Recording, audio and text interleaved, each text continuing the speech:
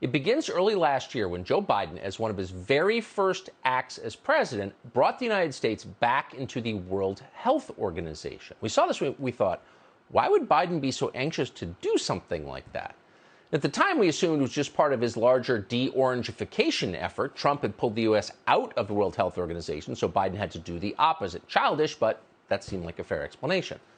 Still, it did seem a little weird because there aren't many international bodies that are more thoroughly discredited than the World Health Organization, particularly after COVID. It's a laughingstock. There's one thing it's not good at, it's public health.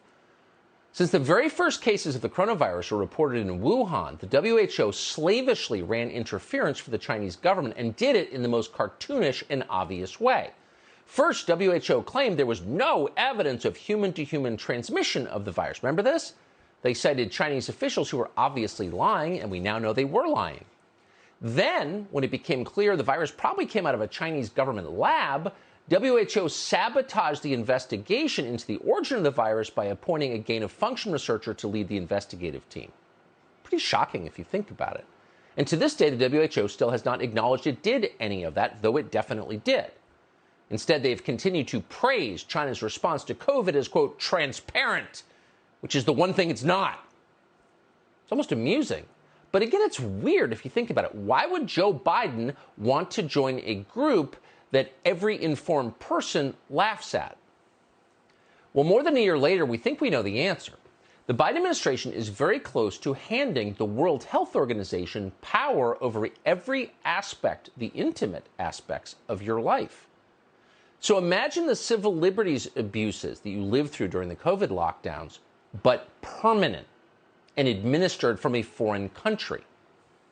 Here's what we're looking at tonight. This January, the Biden administration submitted a series of proposed amendments to something called the International Health Regulations, the IHR. Now, the Biden administration's amendments, along with those from several other countries, will be combined to create a new global pandemic treaty. We need a pandemic treaty. That treaty is set to be adopted starting this weekend in Geneva at the World Health Assembly. Now, the full text of the treaty is not yet finished, but a WHO working group has summarized what it's going to look like. The document begins by promising to restrict the WHO's authority just to pandemics. Calm down, it's just pandemics. Quote, WHO Secretariat to play the leading, convening, and coordinating role in operational aspects of emergency response to a pandemic, end quote. So don't get paranoid. Someone needs to coordinate the pandemic response globally because it's a global problem. Got it? Settle down, conspiracy nut. But here's the catch. The World Health Organization gets to define what a pandemic is, when a pandemic is in progress, and how long a pandemic lasts. Then you read the fine print and you realize the WHO will have total authority over emergency operations in the United States if there is ever a, quote, public health emergency. Huh? What qualifies exactly as a public health emergency? Well, they don't define that. But they get to decide what a public health emergency is. And then they have total authority. You can see where this is going. Now, the Biden administration has made certain that unelected bureaucrats at the WHO have total authority to declare and define public health emergencies. They did it explicitly.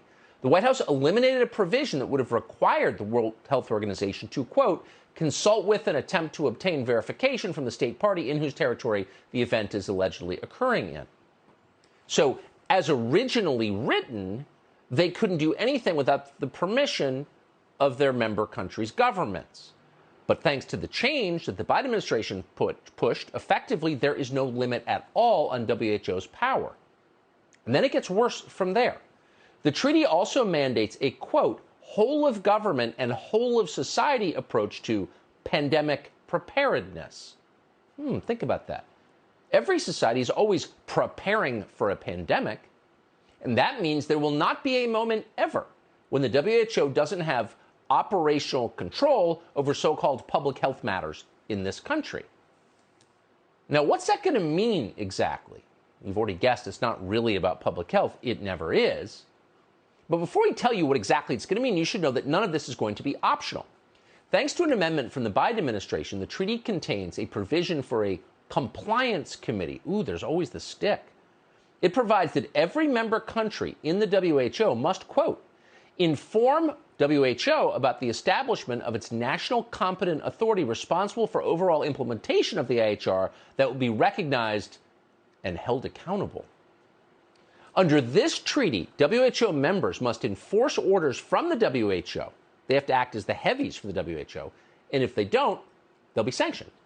The White House is going to be the muscle for the director of the World Health Organization. So who is the director of the World Health Organization? Well, that would be a former member of Ethiopia's Marxist-Leninist party called Tedros Adhanom Ghebreyesus. He once led the Ministry of Health in Ethiopia. He's not a physician. But as the head of the Ministry of Health in Ethiopia, for political reasons, he covered up 3 cholera outbreaks, the opposite of what he's supposed to do. He wrote off cholera as simply acute watery diarrhea. Again, he's not a doctor, so maybe he didn't know, but he did know. He did it for political reasons. Those outbreaks were taking place among disfavored groups. Then Tedros tried to appoint Robert Mugabe, the racist murderer who ran Zimbabwe into the ground, as an international goodwill ambassador for public health. Now, at the time, Zimbabwe was the poorest, most mismanaged, most racist country in the world. And yet Tedros thought he should be a goodwill ambassador for public health. These are some of the reasons that Tedros, needless to say, is a close friend of Tony Fauci's. So Tedros is really an outstanding person. I've known him from the time that he was the Minister of Health of Ethiopia. I mean, obviously, over the years, anyone who says that the WHO has not had problems has not been watching the WHO. But I think under his leadership, they've done very well.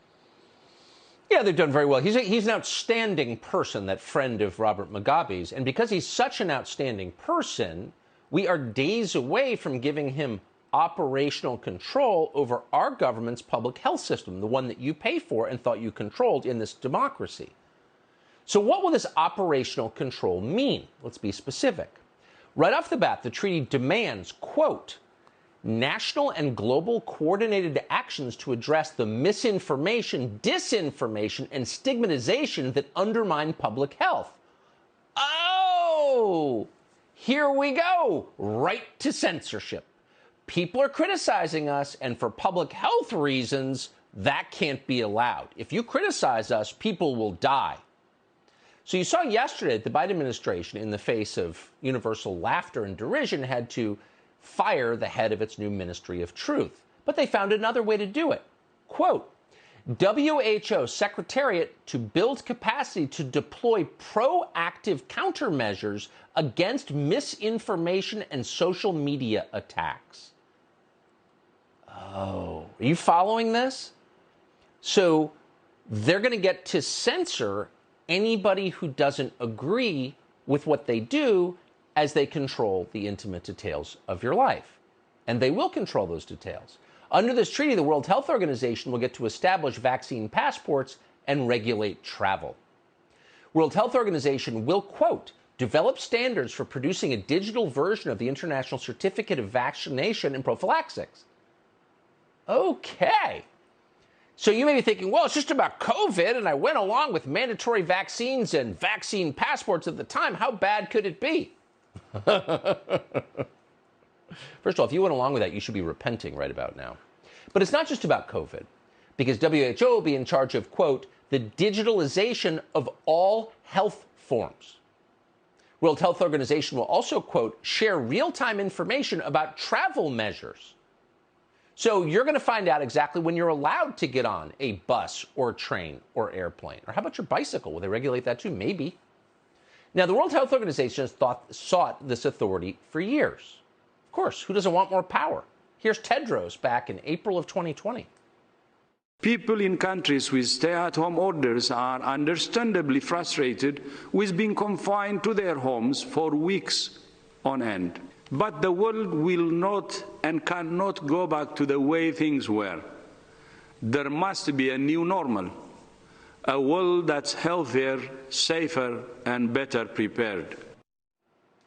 Okay, so there's a guy with a long and documented history of subverting public health, who is clearly a liar, who is acting as an agent for the Chinese government. And you have to ask yourself, did I vote for that guy? Is he one of my elected representatives in this democracy? How did he get power over where I can travel and when? Good question.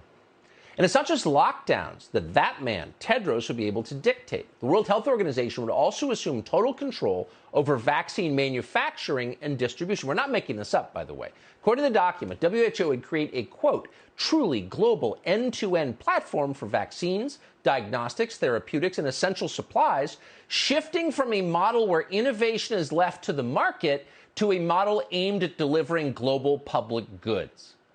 And we're not making it up. That's a verbatim quote. It actually says that. No more innovation, centralized control. According to the treaty, those vaccines and essential medicines, because it gets better on every page, will be distributed not on the basis of need, but on the basis of equity. Equity is, quote, it says, critically important for global health, both as a principle and as an outcome. That's what the treaty declares. Therefore, the World Health Organization will ensure, quote, equitable and effective access to vaccines, therapeutics, diagnostics, and essential supplies, and for clinical trials. And that means, again quoting, healthcare workers and the most vulnerable will have priority access.